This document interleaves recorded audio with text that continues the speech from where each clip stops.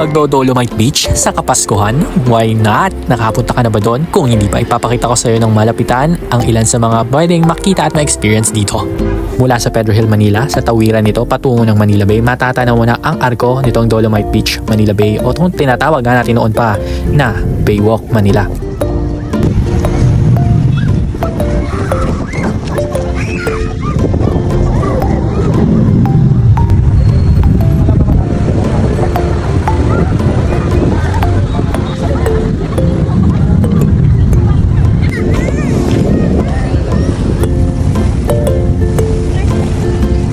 Kung tight ang budget ngayong Kapaskuhan at naghahanap ng pwedeng pagpasyalan ng mga chikiting at ng inyong mga mahal sa buhay, pwede ninyong i-consider siguro itong Dolomite Beach.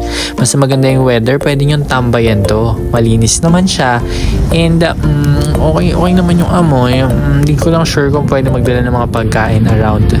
Pero basta ipasyal nyo dito para mas ma-experience ng mga mahal natin sa buhay, lalo na ng mga bata, ang dagat ng Maynila. Diba? Minsan lang naman magkaroon ng dagat dito na maayos at hindi madumi.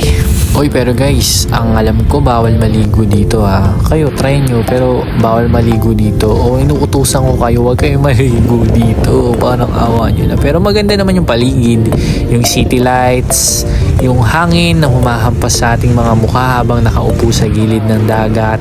Okay siya, good siya. Magandang bonding moment ng mga tropa nyo, pamilya nyo. O kahit mag-isa lang kayo. Naalala ko nga nung college days, talagang tinatambay ang itong Manila Bay o wala pang Dolomite Beach no. Na talagang nakiklear ang mind ko, nare-relax ang utak ko. What more na nandito tong area ng Dolomite Beach na talagang pwede mong upuan na para bang nasa beach ka. Pero yun nga guys, bawal maligo dito. Tandaan nyo at hanggang 6 PM lang ang pwedeng pagtambay dito. Mula dito sa Dolomite Beach ay marami nang pwedeng tunguhan ng mga mall, kainan at kung ano-ano pa. Pwede kayong sumakay ng kalesa kung trip ninyo at pwede kayong mag-walking. At katulad ko ay umabot nga ako dito sa bandang Harbor Square. Sa gilid lang yan ng bay doon. Basta sa dulo yan.